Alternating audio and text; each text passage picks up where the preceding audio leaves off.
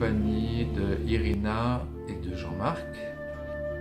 Je me sers toujours donc du livre La Voix du Soir-Regard comme fil rouge et je vais lire un petit paragraphe. Nous vivons sensiblement la relation sensorielle avec les éléments extérieurs dans un champ de conscience, celui des sensations. Oui, ça c'est quelque chose qu'il faut bien regarder. On a construit un champ de sensations, une conscience sensorielle, propre au corps, propre au sens. Alors, comme on en avait parlé la dernière fois, elle s'est construite depuis qu'on a été bébé et la conscience a œuvré et c'est elle qui a construit au travers des expériences cette conscience sensorielle. Alors évidemment, il va falloir un jour s'intéresser à la conscience et voir comment la conscience construit un champ de conscience. Parce que finalement, je ne sais pas, j'espère que ce n'est pas trop compliqué ce que je dis, mais lorsque l'on vit une sensation, c'est qu'en nous, un champ de conscience a été conçu. Est-ce que Jean-Marc et Irina, vous voulez intervenir là-dessus? Un champ de conscience se construit en soi. Ce qu'on constate, c'est que un bébé n'a pas la conscience du monde physique comme un adulte. Il ne voit pas comme un adulte, il n'entend pas comme un adulte. Mais qu'au fur et à mesure bien de ses expériences, évidemment il y a aussi le corps qui évolue, mais des choses vont se transformer en lui. Et il va avoir à un moment donné la possibilité de voir clairement, d'entendre clairement, de sentir clairement le monde autour de lui. Est-ce qu'on peut prendre un exemple, je ne sais pas si c'est un bon exemple, peut-être l'exemple d'un garagiste. Oui.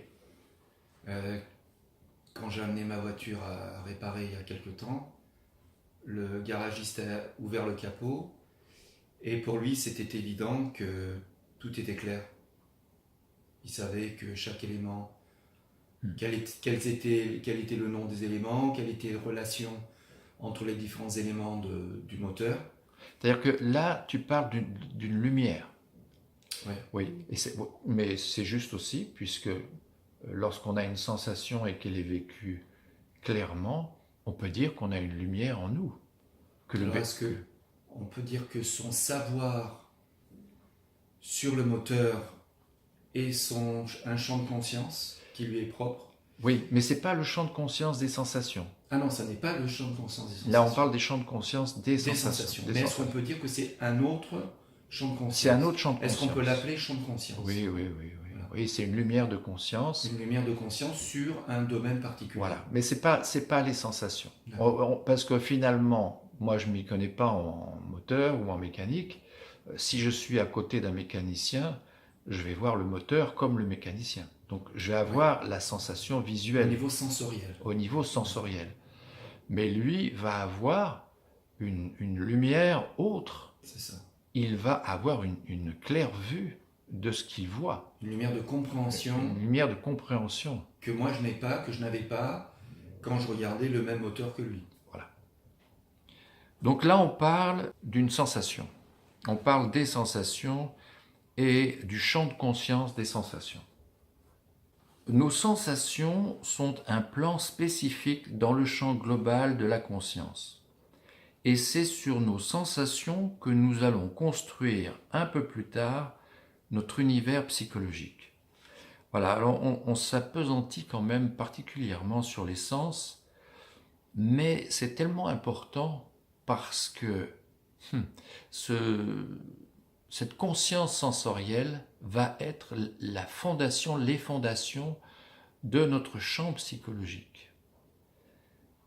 Avant de penser, avant de projeter, avant d'avoir des idées, il faut cette expérience sensorielle et il faut assimiler et, je dirais, construire, concevoir cette conscience sensorielle. Voilà pourquoi il est tellement important de la comprendre et de l'observer. Sans ce premier étage sensoriel, pas de possibilité de construire le second étage, à savoir notre univers psychologique. Si nous pouvons parler et penser, c'est grâce à nos expériences sensorielles et donc à nos sens. Oui, d'ailleurs, moi je me rappelle très bien quand ma fille est née, elle avait quoi, 2-3 semaines, puis toute la famille est venue la voir, et donc elle était dans son lit, je me rappelle très bien de ça, et il y avait donc des visages qui se penchaient sur elle pour la voir, quoi. Et moi j'observais très bien son regard, et son regard était vague. Ses yeux fixaient les visages, plus ou moins, les uns après les autres, qui étaient penchés sur son lit, et c'était très net que son regard était vague. En fait, c'est un petit peu comme si, c'est même pas un petit peu, je pense que c'est la réalité. Elle ne savait pas, elle ne voyait pas vraiment, clairement, les visages en question, et elle ne savait pas, à l'époque, quels étaient les noms. Ouh là là, non, ça c'est bien plus tard. Voilà, de ces visages. Et je me rappelle très bien de ma fille, 2 ans plus tard, dans sa petite chaise dans le salon, elle nous appelait papa, maman, et tout ça c'était beaucoup plus clair. Et elle vous fixait. Et elle nous fixait très nettement. Très nettement. Quand elle disait papa, elle me fixait, elle disait maman, elle fixait ma femme. Ce qui montre bien que, et la science le montre, l'explique très bien aussi, c'est que son champ de conscience sensorielle s'était développé entre les 2 moments dont je viens de parler. Voilà. Il s'était passé quelque chose. Plus clair.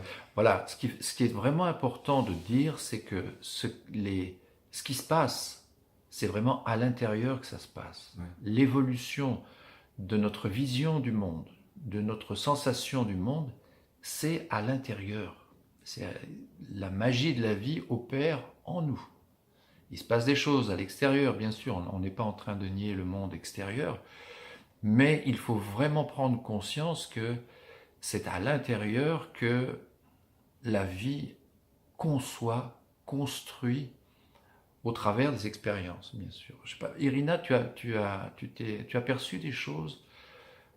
Oui, comme je regardais aussi ma petite fille, mon fils, comme ils ont grandi. Et c'est vraiment, j'ai aperçu un grand changement. Au début, quand mon petit-fils est né, c'est aussi pareil, il n'est pas remarqué que sa mère ou son père, et après, c'est dans quelques mois,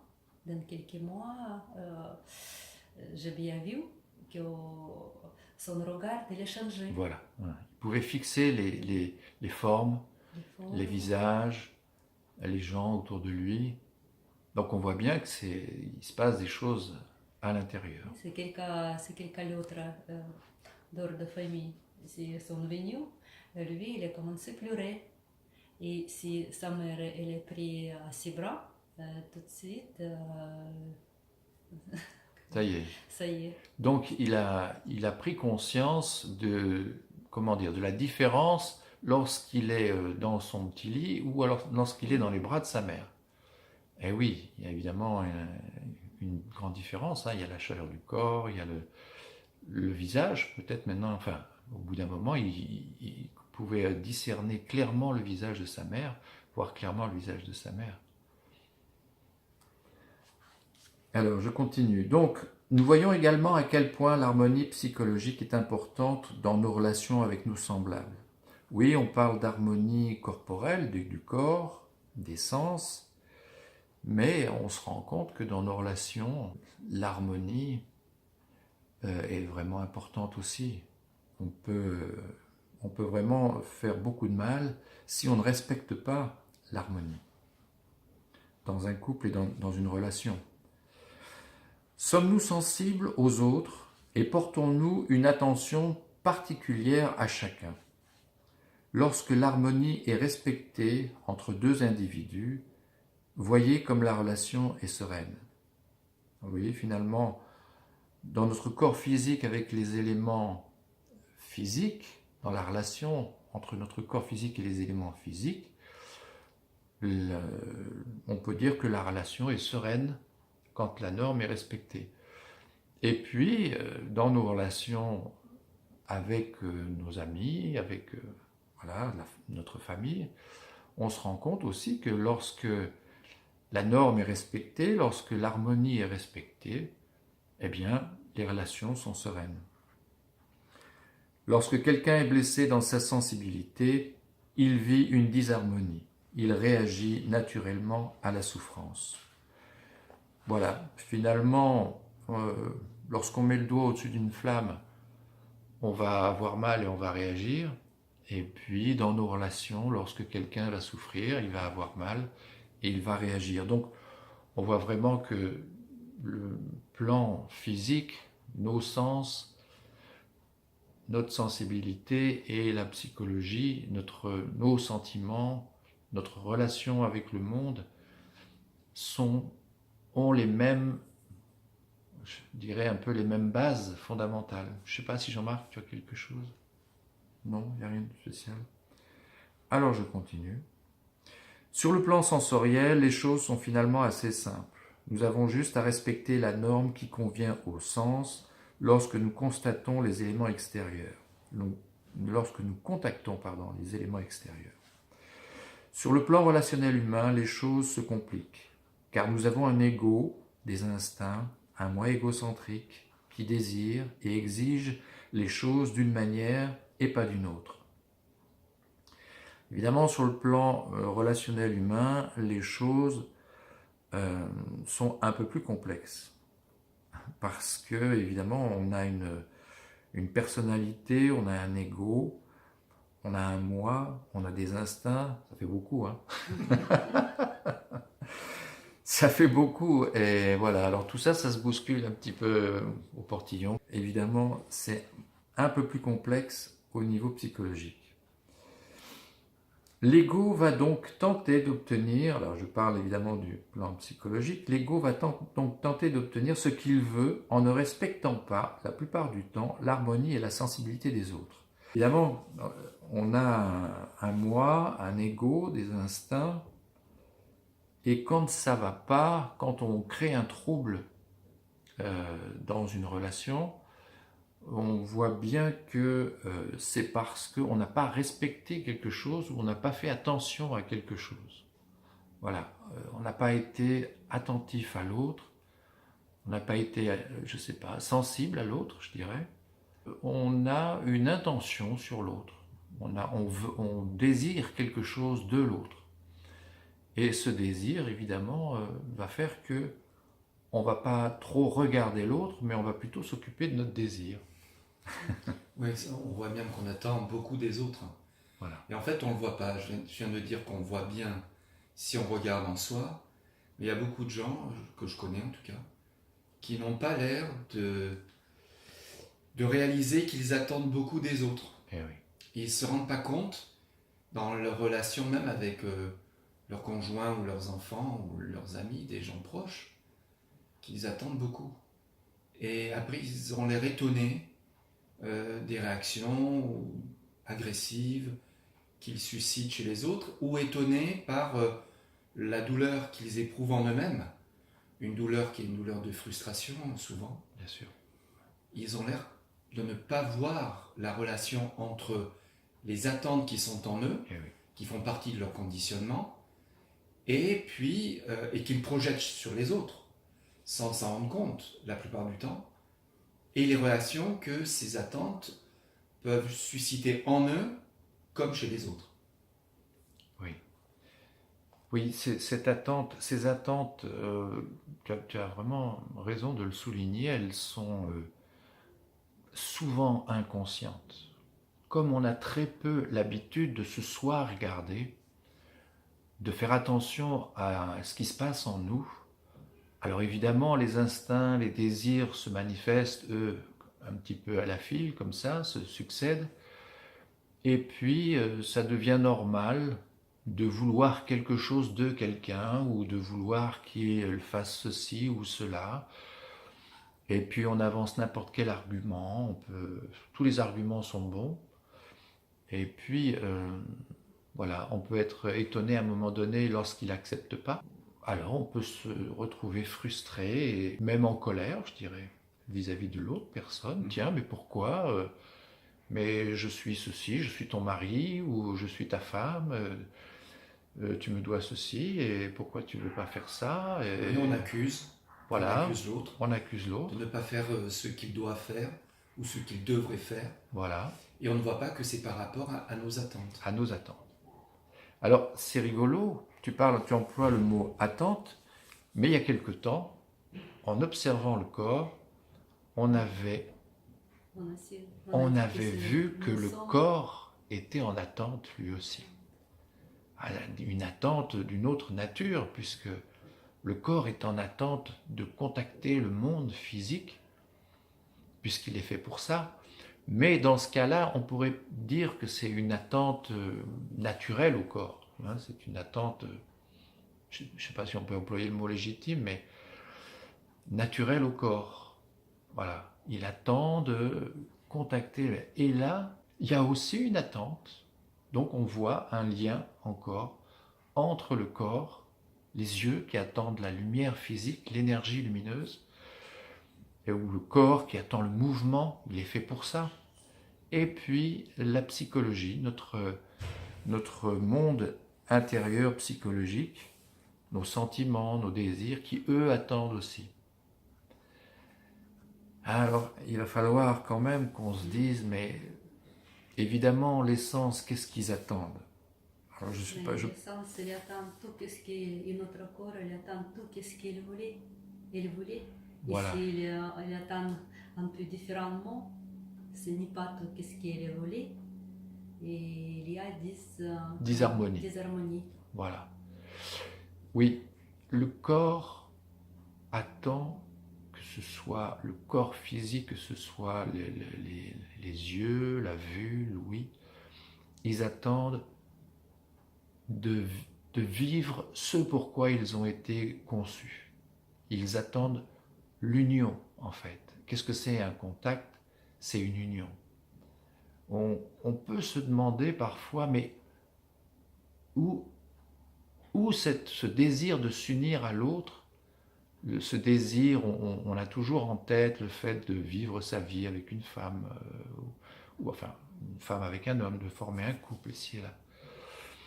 Mais on se rend compte déjà, simplement en regardant le corps, que cette union, elle est dans notre corps physique, elle est dans nos cellules, elle est dans notre chair, si je puis dire. Il y a un désir d'union déjà corporel. Et on retrouve ce désir d'union après dans notre vie relationnelle. L'envie de faire quelque chose avec quelqu'un, d'être en compagnie de sa femme, de son mari ou de ses enfants, et de faire des choses. Voilà, on a envie de cette union. Et on retrouve cette union dans le corps physique, dans l'essence, lorsqu'il contacte les éléments extérieurs. Alors je continue. Sur le plan relationnel humain, les choses se compliquent car nous avons un ego, ça je l'ai dit, des instincts, un moi égocentrique qui désire et exige les choses d'une manière et pas d'une autre. Vous voyez, alors c'est plus simple avec le corps et c'est plus complexe avec la psychologie quand même. Hein. L'ego va donc tenter d'obtenir ce qu'il veut en ne respectant pas la plupart du temps l'harmonie et la sensibilité des autres. C'est alors que se produisent des réactions, des conflits en tout genre. Les relations humaines sont compliquées à cause de la dimension psychologique. Sur le plan physique, les choses sont bien plus simples. La conscience sensorielle et la conscience psychologique évoluent en interaction dans le champ de notre conscience.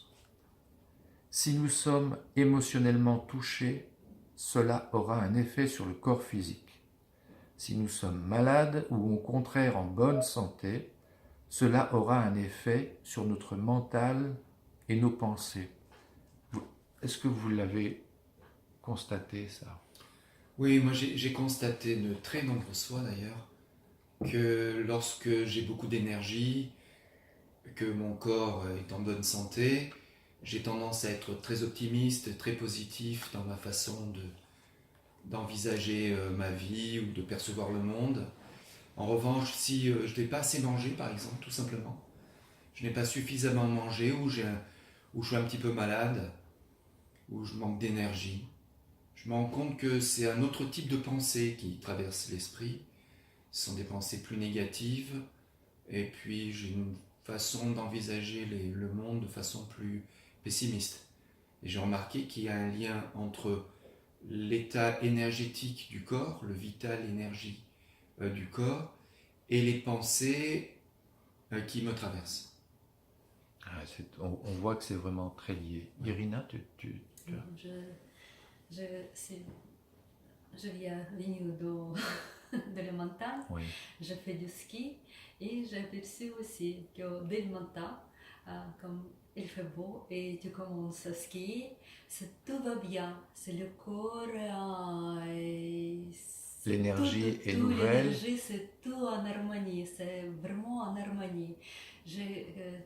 Comme je skie pendant une heure, tout va bien, Ouais. tout va bien, mais à partir d'une heure, si tu skis encore plus, et tu ne remarques pas que tout va bien, il y a harmonie, il ne brille pas, voilà. Elle a commencé à partir, et tu commences à penser, oh, il y a une petite douleur au niveau du genou, oh, ou encore une autre pensée, tu remarques même déjà, c'est au début, tu ne déranges pas, tu es gai, tu es dynamique. Mais depuis une heure et demie, tu commences à remarquer beaucoup de choses qu'avant tu n'as pas remarqué. Tu commences à remarquer le douleur, tu commences à remarquer qui te dérange, et encore les autres pensées qui viennent. C'est incroyable quand même. C'est incroyable, c'est parce que c'est le corps, pendant une heure, il était en harmonie, et après une heure, ça se passait l'autre chose. C'est une chose à bien regarder parce qu'on peut être au cours d'une journée avec un vital plus ou moins en haut, plus ou moins en bas, et tout de suite, il y a une influence sur les pensées, sur le ressenti, même sur la vision, puisque tu as dit que tu voyais des choses. Ah oui, au début, tu n'y vois pas. Au début, tu ne voyais pas. Tu étais avec une énergie neuve, tu mettais tes skis, tu partais dans la montagne, tu skiais, tout ça. Et après une heure déjà, il y avait une vision un petit peu nouvelle avec un genre de parasite. Un parasite, c'est pourquoi pensée parasite. J'ai essayé de chaque fois, c'est après une heure de faire du ski, j'ai essayé de m'arrêter, de passer, prendre du thé, de se reposer et en assis, et je regardais les gens qui skient, mais moi je n'ai pas participé pour faire du ski, mais j'ai été comme anti-moi. Voilà. C'est juste un petit moment, pas un moment de 30 minutes de repos, 30 minutes de tranquillité, et après tu peux continuer avec vraiment une nouvelle énergie. Une nouvelle énergie, oui. Ce sont des petites choses, mais qui montrent bien et qui révèlent l'influence du vital sur le mental, sur les pensées. Oui, c'est du vécu, et si on est un petit peu attentif à ce qui se passe en nous, tout le monde peut se rendre compte de cette corrélation, de ce lien de cause à effet entre le niveau du vital, le niveau d'énergie du corps, et le type de pensée qui peuvent se produire. On peut même en arriver, moi en tout cas je l'ai constaté chez moi, lorsqu'il y a une grande tension, une grande fatigue physique, on peut même en arriver à accuser la situation dans laquelle on se trouve, le travail par exemple, d'être responsable de l'état physique dans lequel on se trouve. Oui, de la souffrance. Donc il y a une tendance à accuser l'extérieur, voilà. Et de dire c'est à cause de l'extérieur que je me sens pas bien. Voilà. On est Je me plus sens irritable, Alors, on devient plus tendu, plus plus tendu. irritable, ouais, Voilà. par exemple. Moi, je me souviens d'une petite anecdote. Je rentrais à la maison et à l'époque, j'étais fumeur. Et je me suis assis sur mon divan. Tout allait très bien. Voilà, je venais de faire du sport. Voilà, je rentrais à la maison. J'allume une cigarette et d'un seul coup, je me suis mis à avoir des pensées très tristes, très négatives. Et je me suis demandé, mais je ne comprenais pas ce qui se passait. Et puis, je tenais ma cigarette à la main et la fumée est venue dans mes yeux, voilà. J'ai respiré cette fumée et j'ai compris que la cigarette, la fumée, était en train d'éteindre mon vital, alors que j'aurais dû respirer un air avec pas mal d'oxygène, puisque je venais de faire du sport. Je me retrouvais donc avec cette cigarette, et je me retrouvais dans une espèce de petite dépression. Et j'ai compris, avec cette fumée qui me venait dans les yeux, dans le nez, que c'était la fumée qui éteignait mon vital, et qui était, on pourrait dire, la cause de ces pensées tristes. Voilà. Et il y a quelques temps, il n'y a pas longtemps de ça, j'ai entendu à la télé une histoire d'un médicament à base d'opium qui avait provoqué des tentatives de suicide chez des gens qui l'avaient pris régulièrement. Alors c'était un médicament qui était utilisé pour je ne sais trop quoi, mais pour des mots assez ordinaires, mais avec de l'opium. Et ils se sont rendus compte qu'en fait l'opium suscitait chez les gens qui en prenaient régulièrement des pensées négatives et même des pensées suicidaires. Donc ça rejoint un petit peu oui, tout à fait. l'exemple que tu donnais là, avec la oui. cigarette. Ah oui. Ben voilà, là encore, on voit combien il est important de respecter notre vital, le corps, et cette norme du corps. Et on voit aussi évidemment l'influence de ce vital sur le mental. Alors, je continue. Le système nerveux apparaît comme un réseau de filaments, tel un filet de pêcheur. Il sillonne dans les moindres recoins le corps physique. Nous avons, grâce à lui, des informations sur les contacts avec les éléments extérieurs, mais également sur les organes internes du corps. Donc oui, c'est ça, si on visualise un système nerveux, je ne sais pas si on peut le visualiser, mais en tout cas, c'est un réseau incroyable de petits filaments, mais qui est très très long. Puisqu'on m'a dit, je crois, on pouvait, avec un corps physique, simplement, si on prenait le réseau et qu'on le déroule, ouais. On pourrait faire je ne sais même pas si c'est pas le tour de la Terre même. Enfin bon, c'est pour la petite histoire. Donc nous avons, grâce à lui, des informations sur les contacts et les éléments extérieurs, mais également sur les organes internes du corps. Oui, alors ce réseau nerveux, évidemment, il va aux extrémités, c'est-à-dire dans les sens même de l'œil, du toucher, tout ça. Mais il va aussi dans les organes internes du corps. On est sensible aux éléments extérieurs, mais on est aussi sensible aux organes de notre corps, à l'intérieur. C'est au travers du corps et du système nerveux que le corps vit de façon végétative, les états d'âme, les émotions, ce que nous vivons psychologiquement.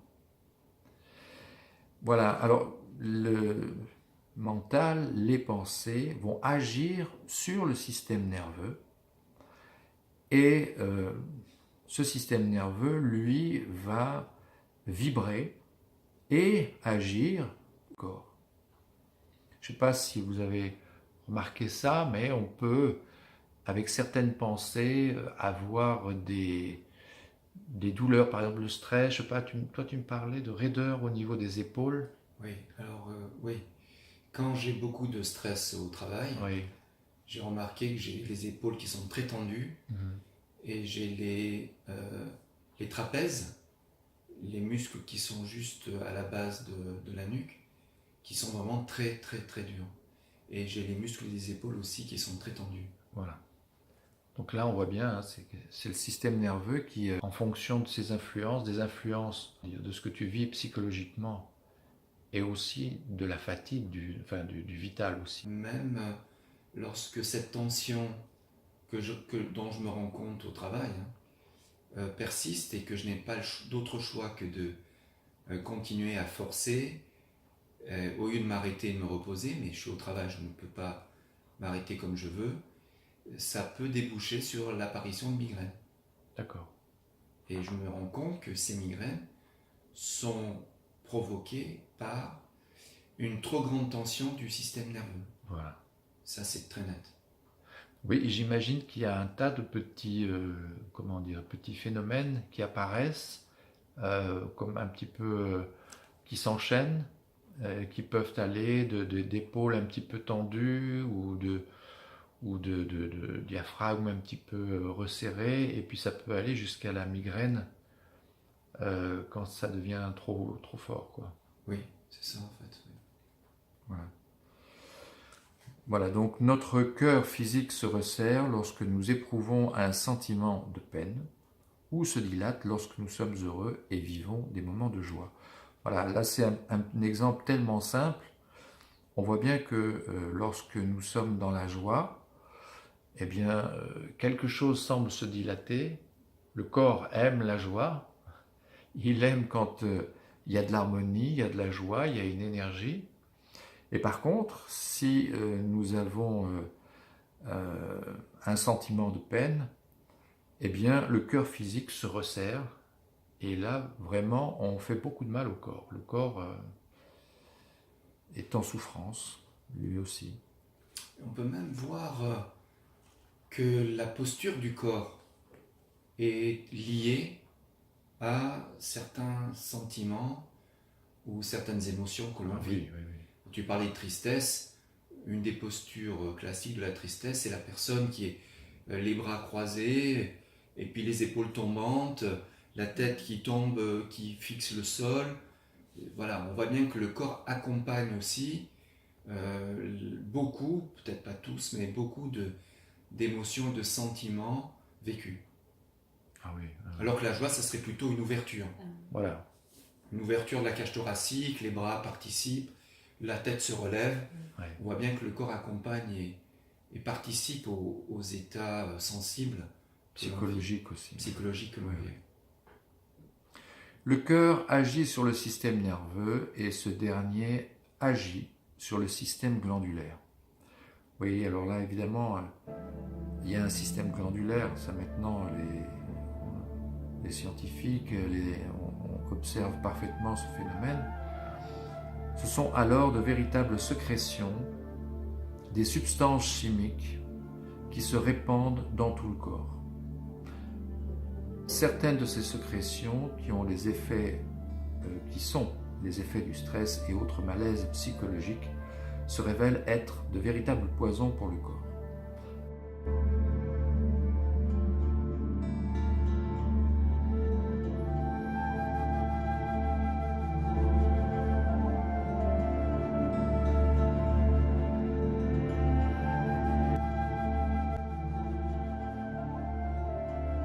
Il serait bon que nous comprenions de façon concrète les relations existantes entre le corps et le mental, nos pensées, nos sentiments ou bien encore nos émotions. Lorsque nous pensons, nous vivons et éprouvons ce que nous pensons sensiblement. Nous vivons le film que nous projetons mentalement. Nous allons au cinéma pour voir des films et nous évader du quotidien. Mais finalement, chaque être humain, par le biais de son mental, a sa propre salle de cinéma en lui. Il est la plupart du temps le héros des films qu'il projette. Si nous portons notre attention sur le corps au moment où nous pensons, nous voyons qu'il réagit, il vibre. Toute la structure organique s'agite en fonction des images projetées et des sujets abordés. Par exemple, si nous sommes assis dans notre salon et que nous pensons, Le corps réagit aux pensées que nous émettons. Il est étrange de le voir aussi réactif alors que lui, le corps, est immobile. Le corps, finalement, ne demande rien d'autre que ce qui lui est nécessaire, et cependant, même passif, il vibre aux émotions du mental.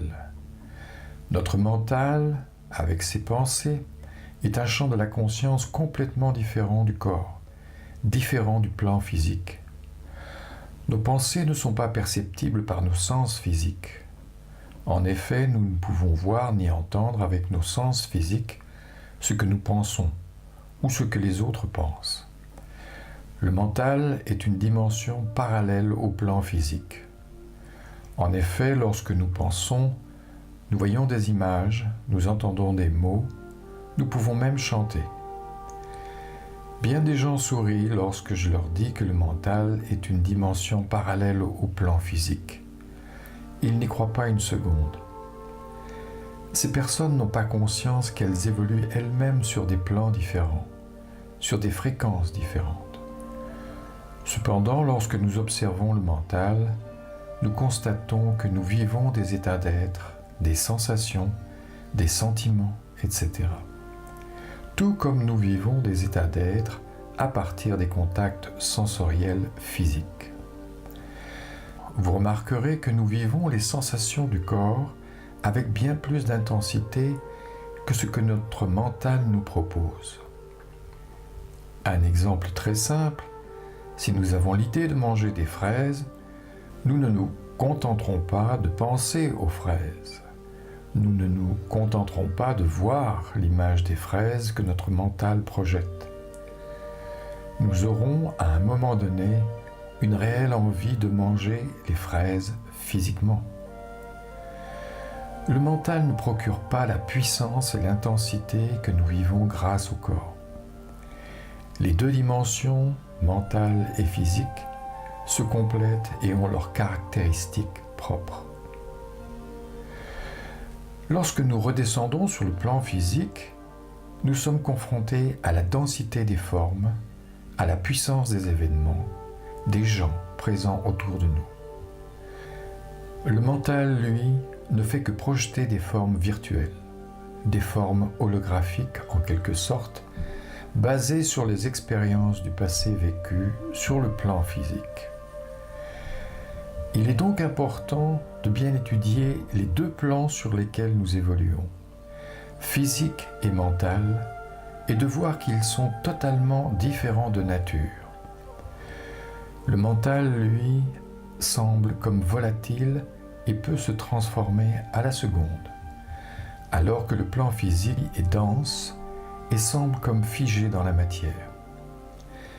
Les scientifiques qui ont mis des années à bâtir des théories à partir d'observations physiques peuvent les mettre de côté lorsqu'il s'agit du plan mental, car les lois sont complètement différentes. Le corps réagit à chacune de nos pensées. Nous le sentons vibrer. Mais comment réagit-il? Comment vibre-t-il? Eh bien, ce sont des sécrétions chimiques, des hormones générées par le système glandulaire qui vont se répandre dans le corps et déclencher des réactions dans tout l'organisme. Et cela à chacune de nos pensées. Chaque pensée, qu'elle soit positive ou négative, est un déclencheur et déverse des substances chimiques dans le corps. La science a parfaitement observé et compris les fonctions du système endocrinien, le phénomène de la chimie du corps et des réactions. Mais il est important que nous comprenions que c'est le mental, nos pensées, qui sont le déclencheur du processus chimique. Il est également important que nous puissions voir le phénomène par nous-mêmes et l'observer à l'intérieur de nous au moment où il se produit. L'observation du processus chimique de l'influence des pensées sur le corps est parfaitement possible si nous sommes attentifs. Faites l'expérience de porter votre attention sur le corps lorsque vous éprouvez une émotion et vous verrez par vous-même comment le corps réagit chimiquement à vos pensées et comment la substance chimique en question se répand et laisse des traces de son passage dans le corps. Prenons un exemple simple. Si quelqu'un nous manque de respect, nous allons sentir la colère monter. Il y a ce que nous vivons psychologiquement face à la personne, les concepts et idées sur lesquels la colère est construite, et il y a ce que nous éprouvons sensiblement, émotionnellement. Et il y a ce qui se produit dans le corps au moment de l'événement. Nous pouvons alors, avec un peu d'attention, prendre conscience des différents troubles qui se manifestent dans notre corps, des tensions, des blocages, des fermetures, des resserrements à différents endroits. Des endroits bien précis, comme par exemple le plexus, le cœur, la gorge, les tempes, les bras, les jambes, etc. Tout le corps est sous tension. Eh bien, ce sont des hormones générées par le système glandulaire qui sont à l'origine de ces phénomènes. Nous voyons ici à quel point le mental et le corps sont interconnectés. Une fois que le corps est envahi de substances chimiques, eh bien c'est lui, le corps, qui va influencer le mental dans ses projections. L'un et l'autre s'influencent à tour de rôle. Le corps physique se passerait bien de certaines épreuves psychologiques, telles la colère, les peurs, les angoisses, le stress, car cela le perturbe beaucoup et crée de la disharmonie en lui. À la longue, cela peut laisser de profondes séquelles et causer un grand nombre de maladies, dont certains cancers. Il est étrange de voir qu'une chose aussi immatérielle que le mental, les pensées, les idées, les concepts, la notion de moi, l'ego, perturbe autant le corps physique, lui qui, précisément, est une structure physique. Le corps n'a que faire des insultes, des problèmes psychologiques de l'ego, des conflits. Cependant, il les subit chimiquement. Imaginez ce que génère comme substance acide un individu qui vit dans le jugement, les critiques incessantes, les colères, les réactions du moi, les frustrations, les peurs, le stress, les désirs incessants. Il oblige le corps à prendre de véritables bains d'acide et à subir de puissantes tensions dont il se passerait bien. Une personne peut observer un jour un phénomène très intéressant lorsqu'il assista à une bagarre entre deux chiens. L'empoignade entre deux mâles fut très violente, mais finit par s'arrêter après quelques secondes. Les deux chiens se séparèrent et restèrent comme hébétés lorsque la bagarre fut terminée. Mais le témoin curieux qui assistait à la scène, lui, suivit attentivement l'un des deux chiens. Il s'aperçut que, bien après l'empoignade, alors qu'il gambadait et reniflait les odeurs, tranquille et insouciant, son corps tremblait encore. Bien que psychologiquement calme, l'organisme du chien était saturé de substances chimiques, d'adrénaline, et continuait à faire vibrer le système nerveux et tout l'organisme de l'animal. De la chimie. Voilà à quoi est confronté notre corps physique lorsqu'il est sous l'emprise du mental. Notre dimension psychologique, nos pensées jouent un rôle important puisque ce sont elles qui déclenchent le processus chimique. Le corps physique, lui, est le lieu où le processus alchimique a lieu. La vie crée en chacune de ces créatures terrestres un phénomène alchimique. L'alchimie. Nous avons tous entendu parler de l'alchimie. Si nous décomposons le mot alchimie, nous trouvons la consonance al, racine du mot Allah, qui veut dire Dieu, et la consonance du mot chimie. Nous pourrions alors traduire le mot alchimie ainsi, la chimie de Dieu. C'est effectivement le cas. Serions-nous des alchimistes sans le savoir? Cela est fort probable. Tout bon alchimiste sait que le récipient dans lequel il mélange les substances est aussi important que les substances elles-mêmes. Le corps est le récipient, le lieu où les substances chimiques se mélangent. Ces mêmes substances qui, par un processus d'élévation d'ondes dans les plans subtils de la conscience, créent les états d'être que nous éprouvons lorsque nous pensons. Nous connaissons le but et la raison d'être de tout alchimiste. Transformer le plomb en or. Il est clair que le pouvoir de transmuter le plomb en or attise les convoitises. Mais pour l'auteur, l'alchimie est avant tout une symbolique. L'or est le symbole de la lumière. Et c'est la lumière qui a le pouvoir de transformer toute créature vivante, tout individu. C'est la lumière de conscience qui nous a transformés tout au long de nos expériences. L'or est également le symbole de la spiritualité. Le plomb, quant à lui, est le symbole de l'ego, du moi. Nous voyons et ressentons le moi en nous tel du plomb, lourd, gris, obscur. Il obscurcit le mental et oblige l'homme à demeurer dans les basses vibrations de l'ego, dans le concept de la division du mental, moi et le monde, moi et mes problèmes, moi et mes conflits, les angoisses, le stress, les préoccupations matérielles, les bas instincts égocentriques, les réactions, etc. La symbolique spirituelle de l'alchimie est de transformer l'ego, le moi lourd, en un être pur et lumineux, un être conscient, un être en phase avec la vie, avec la nature, un être bon avec ses semblables, un être intelligent.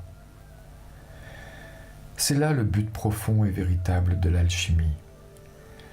La transmutation de l'individualité se réalise grâce à la lumière de la conscience, celle que nous mettons en œuvre lorsque nous portons des regards dans notre dimension intérieure.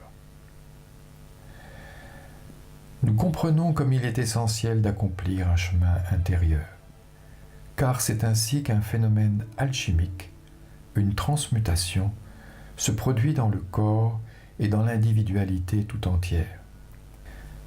En effet, si notre conscience assimile de nouvelles perceptions, si nous voyons et comprenons plus clairement les phénomènes de la vie, les lois, alors notre vision, les concepts de notre esprit changent, et notre mental également. Le corps va naturellement transformer ses habitudes chimiques. L'individu va, au fur et à mesure, se déconditionner, psychologiquement et chimiquement.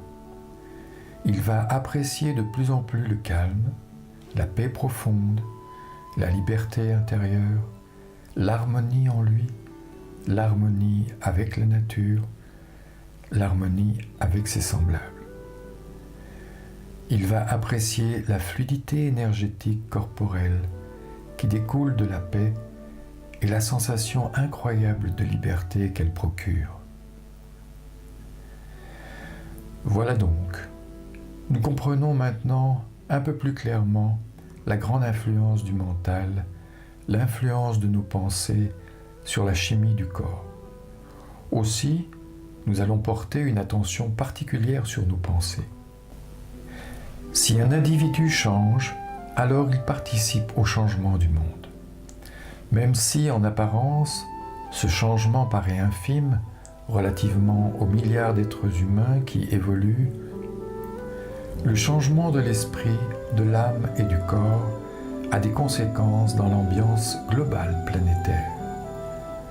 Grâce aux lois du rayonnement, le monde change.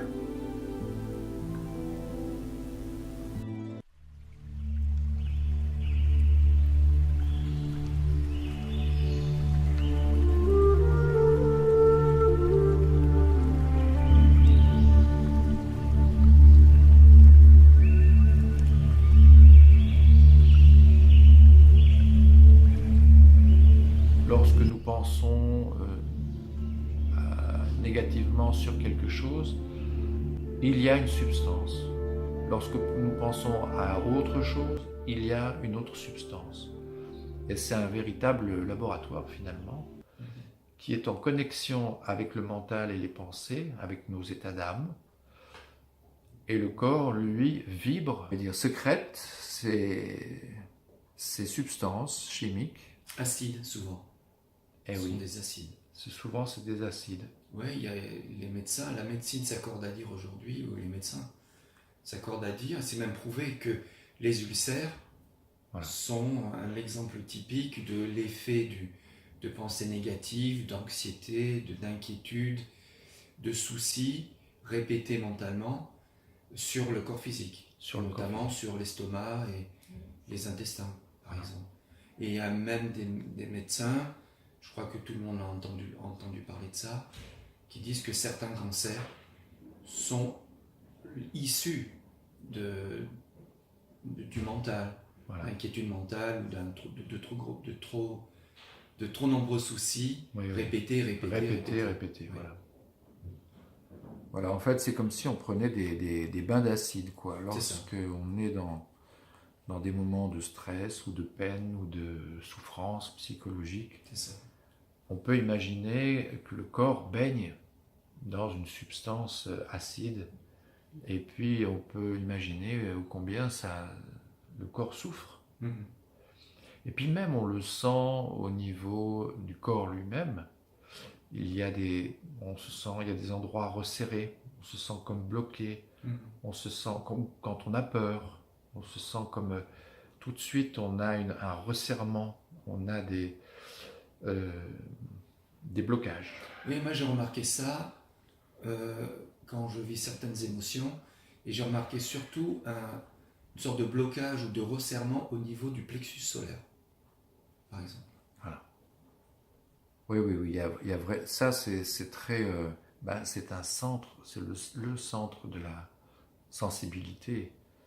Donc, il y a vraiment une réaction quasi immédiate lorsqu'on souffre, lorsqu'on est en souffrance ou lorsqu'on a de la peine. Alors, ces sécrétions chimiques causent des troubles sérieux dans le corps au point de rompre l'harmonie de son métabolisme. Oui, finalement, si on est bien, si on n'a pas de problème, si on est joyeux, et qu'on jette un petit œil sur le corps est vraiment à l'aise. Comme relâché. Oui. Et même, j'emploierais le mot de fluidité énergétique. L'énergie du corps est fluide. Et dès qu'on a un problème, quel qu'il soit, une pensée, une peur, ou un truc comme ça, tout de suite on sent que des blocages, et que cette fluidité, elle s'est envolée, quoi. Il n'y en a plus. Notre corps est un tensiomètre. Lorsque nous portons notre attention sur le corps, il nous indique immédiatement s'il est sous tension et où ces tensions se situent. Il est bon d'être à l'écoute du corps, prendre conscience de lui, car il nous donne des indications précises et précieuses sur notre état psychologique. Ce sont nos malaises psychologiques qui sont, la plupart du temps, à l'origine des tensions et des troubles présents dans le corps. Si nous sommes sous tension psychologique, pour une raison ou pour une autre, alors nous serons malheureux dans notre corps, car lui aussi sera sous tension. Les tensions, comme le stress, les anxiétés et autres angoisses, sont le mal du siècle, dit-on. Mais il me semble que cela est le mal de l'être humain depuis de nombreux siècles déjà. Notre corps nous avertit lorsqu'il est sous l'emprise de tensions qui le troublent et le perturbent. Mais il nous envoie également des messages lorsqu'il est heureux et qu'il éprouve un bien-être. Avez-vous déjà observé votre corps lorsqu'il est heureux? Un équilibre énergétique très particulier procure une sensation de légèreté. de joie corporelle, d'harmonie. Et nos gestes, nos tâches de chaque jour paraissent faciles. Lorsque nous sommes libres de notre mental, lorsque nous sommes psychologiquement libres, libres de toute préoccupation, libres de toute pensée négative, libres de notre conditionnement, de notre passé, libres du moi et de ses instincts prédateurs, aussi le corps se détend. Il exprime sa liberté dans une forme de bien-être, un bien-être naturel. Alors, une grande fluidité énergétique se manifeste dans le corps et plus rien ne le trouble, ni ne perturbe l'énergie qui circule à travers lui. Aucune tension, aucun blocage, aucun trouble particulier. Nous comprenons que la liberté la plus essentielle est bien évidemment la liberté intérieure, la liberté psychologique. La liberté de notre âme dépend de la lumière de notre esprit. Elle dépend de la capacité à voir clair en soi et à ne plus être soumis aux illusions du mental.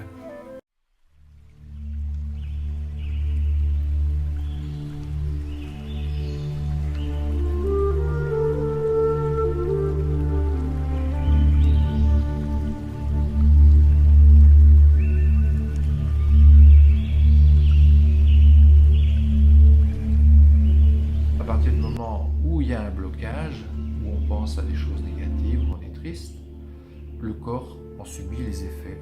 Oui, je te disais tout à l'heure que ce matin, j'étais tranquillement chez moi assis sur mon canapé, puis j'ai remarqué que mon corps était très détendu, la respiration était profonde et très régulière, mais j'ai remarqué aussi que la circulation de l'énergie du haut du corps vers le bas du corps se faisait de façon très fluide. Voilà. Tu vois, je sentais l'énergie qui passait de la tête jusqu'au plexus solaire et du plexus solaire jusque dans le nombril ou vers le nombril, en tout cas après dans cette région. Oui. Et je pouvais percevoir de façon très nette cette circulation très fluide de l'énergie du corps dans un corps lui-même très détendu et avec une respiration très très régulière. Et pourquoi il y avait cette fluidité? Je ne sais pas, en tout cas, j'étais dans une grande paix. Eh ben voilà. Je n'avais aucun souci particulier. Exactement, ben voilà. Et j'étais très, on pourrait dire, très relâché, quoi. Il y avait autant une fluidité dans le corps physique que dans le mental. Il y avait un très grand calme Il y mental. avait un très grand calme mental. Ça, c'était aussi l'une des caractéristiques de ce moment, quoi. Voilà. On reviendra beaucoup sur le corps physique qui va nous aider à prendre conscience quand quelque chose ne va pas ou quand ça va justement. Si on fait un peu plus attention au corps dans notre vie, journalièrement, si on prend des petits moments pour être à l'écoute de notre corps, il va nous dire tout de suite, nous révéler tout de suite si quelque chose, s'il a un blocage, si ça va pas, s'il est dans cette fameuse fluidité énergétique. Il y a beaucoup de blocages inconscients. Là, on parle de blocage, d'effet du psychisme sur le corps et de blocage. Mais au cours d'une journée, il y a beaucoup de blocages physiques inconscients. Moi, j'ai remarqué, lorsque je travaille sur mon ordinateur, par exemple, pour mon travail ou pour autre chose, j'ai remarqué que assez rapidement, ma respiration se bloque. Alors, tu parles de blocage, ça m'a fait penser à ça. Voilà. Et c'est typique de lorsque je travaille sur l'ordinateur. Voilà, c'est ça. C'est comme si mon corps respirait plus. Oui. J'étais en apnée Oui. pendant un certain temps jusqu'à ce que je m'en rende compte. Ouais. Et là, de nouveau, le corps respire régulièrement, quoi. Et ça, c'est typique comme exemple. Oui. Je l'ai remarqué aussi quand j'écris. Ça me fait le même phénomène. Ouais. au point que le cœur même est comme un petit peu compressé. Je sens même un genre de compression au niveau du cœur. La concentration est telle que le corps, on n'est pas détendu quand on écrit, parce que, enfin, en ce qui me concerne en tout cas, il y a un très grand souci des mots. Trouver ces mots et exprimer le plus clairement possible une chose qui est de l'ordre d'une perception, d'une vision. Donc, il y a une certaine tension, disons. C'est pas pareil lorsque on est dans l'éveil. Dans l'éveil, on est détendu et dans l'éveil. Voilà. Mais lorsqu'on écrit, par contre, c'est quand même quelque chose de plus délicat, je dirais. Parce que ce qu'on écrit, les autres vont le lire et on a une certaine responsabilité quand même. Donc c'est important. Enfin, on continue. Ces sécrétions chimiques causent de troubles sérieux dans le corps au point de rompre l'harmonie de son métabolisme. Si nous sommes soumis de façon répétitive au stress, nous mourrons empoisonnés par les substances générées par notre propre système glandulaire. Alors ça c'est quelque chose qui paraît assez incroyable, mais finalement, on génère un poison dans le corps physique à partir du moment où on est sous tension, à partir du moment où on est stressé. Ne pensez surtout pas que cette approche très pragmatique ne soit pas spirituelle. Bien au contraire. Grâce aux méditations, au regard porté, chacun peut voir clairement en lui et étudier tous les aspects physiques, psychologiques décrits ci-dessus. D'ailleurs, on pourrait rajouter à ça, c'est que tout ce qui a été dit depuis le début de cette discussion, les petits exemples qu'on a donnés, sont des exemples qu'on a pu donner parce qu'il y a eu des regards. Tu vois, ce n'est pas des choses qu'on invente. Eh oui. Ce sont des choses que l'on a pu donner comme exemple à ceux qui nous écoutent parce qu'il y a eu une attention, un éveil, et ce sont donc des constatations sur ce qu'on a pu vivre à certains moments. Et en fait, tout le monde peut avoir le même genre d'expérience et, si ils sont dans l'éveil, constater les mêmes choses. Ce sont donc des regards qui nous ont permis de donner ces exemples. Voilà. Et évidemment, certains pourront dire, mais vous ne parlez pas de spiritualité, là. La spiritualité, c'est parler de... Enfin, je ne sais quoi. On peut mettre... Mais non, je dirais que là, vraiment, on est dans le regard de la vie. Par un chemin qui est celui qu'on vous propose, certes, mais c'est du regard. C'est mettre en œuvre cette chose qu'on appelle la conscience en nous, cette lumière qu'on appelle la conscience, et c'est vivre au travers d'une expérience des perceptions. Et ces perceptions révèlent ce que, eh bien, je viens de vous lire à l'instant. Donc, il ne s'agit pas, alors voilà, c'est ce qui est dit dans le livre, grâce aux méditations, grâce au regard porté, chacun peut voir clairement en lui et étudier tous les aspects physiques, psychologiques décrits ci-dessus. Observez, tu parles des exemples qu'on a cités, ben, c'était très exact ce que tu dis, Jean-Marc, c'est que c'est véritablement une méditation que d'observer, de s'arrêter, de porter une attention. En ce qui me concerne, le domaine spirituel, c'est cela. C'est un arrêt, un silence, un regard, une observation. Voilà, le silence est important. Le regard, l'observation, l'attention, l'éveil sont méditation. Il s'agit de voir en soi et dans les faits la nature de la vie telle qu'elle est. C'est cela le domaine spirituel. c'est regarder la vie. Et on va avancer pas à pas, au fur et à mesure. Et puis, je vous invite à une nouvelle discussion, peut-être, un peu plus tard. Et puis, j'espère à très bientôt. Au revoir.